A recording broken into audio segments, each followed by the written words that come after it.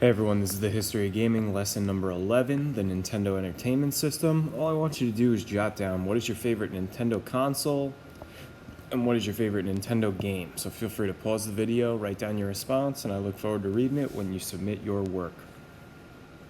Resume the video when you are ready. The NES, or the Nintendo Entertainment System, was originally called the Famicom, or the Family Computer. It was released in Japan in 1983.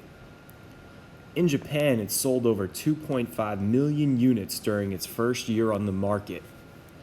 Due to the large amounts of success in the Japanese market, Nintendo then decides to expand its interest globally. So if you take a look, here's your Famicom.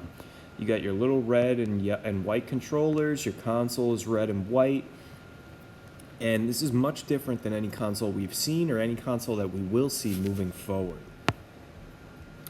Executives knew Western markets would be difficult to utilize. The video game industry was in shambles, and we learned about that due to the Atari crash, right? Games like E.T., Kool-Aid Man, Pac-Man for the Atari 2600 had ruined the industry. So the industry is in shambles, and stores would be very hesitant to stock a console that no one would buy. Okay, then they would just lose more money. So Nintendo had a strategy, they had a plan, they planned properly. Nintendo agrees to buy back any unsold consoles so that stores would not be liable. So they said, there is no risk in purchasing our systems. If you purchase them and you can't sell them in your store, then we will buy them back. Okay, you're not going to lose any money as a store owner. Secondly, they develop a peripheral known as ROB, or R-O-B, the robot, that could be used with two games, one called Stack Up and one called Gyromite. With ROB, the NES is now disguised as an electronic toy and not a video game system.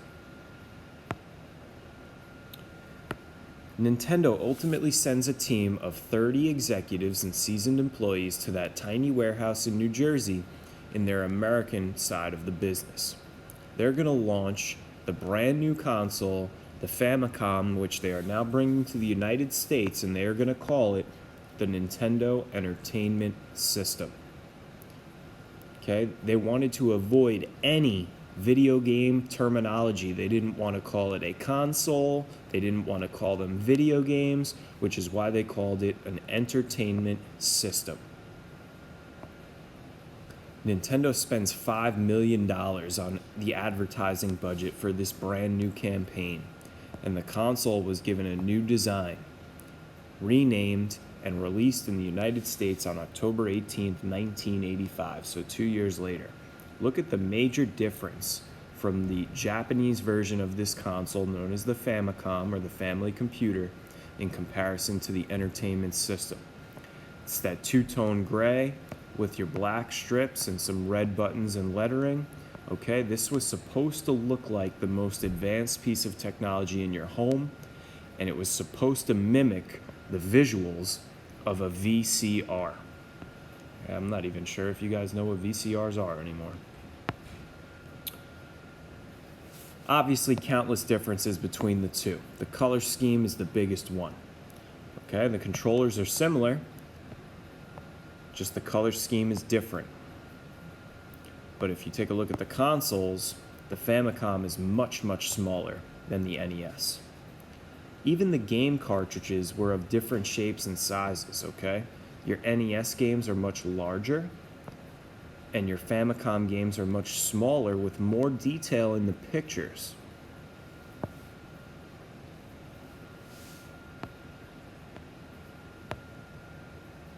The first shipment of NES arrived, half a trailer full, a tractor trailer.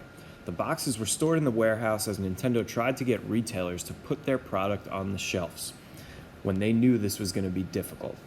Most store owners did not want to look at video games, let alone waste any shelf space on them in their stores. But Nintendo, they had a plan. Like we said, they called their console an entertainment system. They were told when pitching to stores that they are not allowed to use the term video game. Game cartridges were referenced as game packs And the console itself was called a control deck, not a video game console. So they're changing all of the terminology that people are familiar with to try and trick the market. When the NES launched in 1985, it was priced at $149.99. It came complete with Super Mario Bros., Duck Hunt, and a light gun accessory.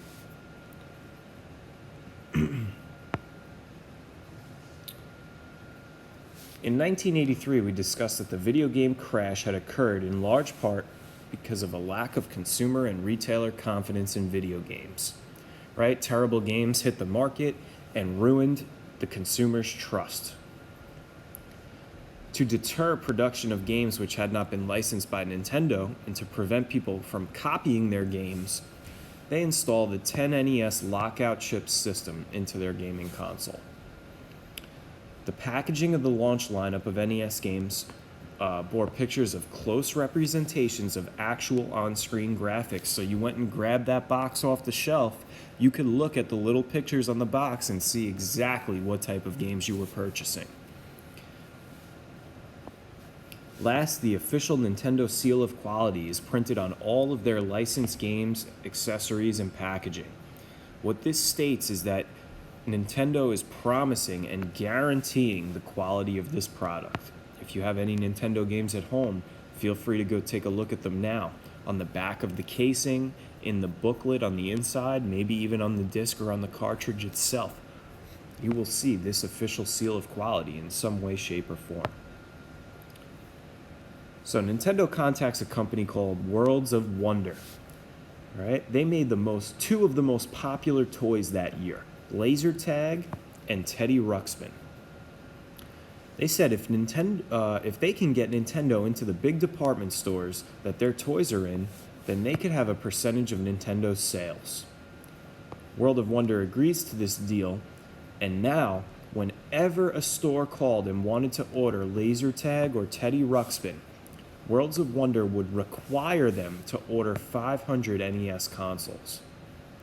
The NES was not a smash hit, but Nintendo did manage to sell 50,000 units, about half of what they had shipped over from Japan. More importantly, the NES stood as a symbol that video games and the video game industry was not dead. Amazingly, a large percentage of the 500 retailers that carried the NES decided to keep it in stock after the Christmas season. Despite Nintendo's efforts, unlicensed games were still created for the system. Designers found a way to bypass that 10NES lockout chip. One way was to short-circuit the chip temporarily to seize its function.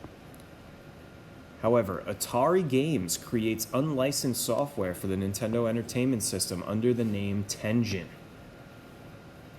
Tengen didn't want to be held liable for short-circuiting and possibly damaging the NES, so they devised a chip called Rabbit, which is this one in the top left corner, because it was almost like a magic trick that it was able to get a game that wasn't approved by Nintendo to function on a Nintendo console.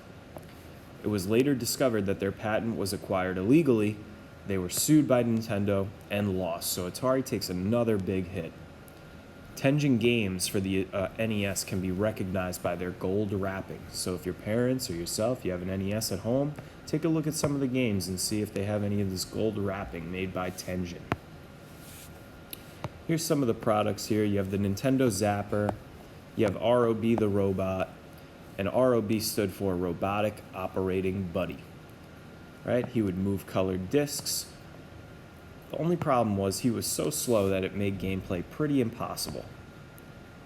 Here you have your NES Advantage to mimic an arcade joystick. Okay, you have your Max controller, and you have the 4-score, which allowed up to 4 people to play at the same time, because traditionally, the NES only had 2 slots for controllers. Now you could expand up to 4. Alright, if you want to see some of the videos on the NES, their advertisements, some of the games, these links will be posted on my website, or feel free to type them in on your own on Google here.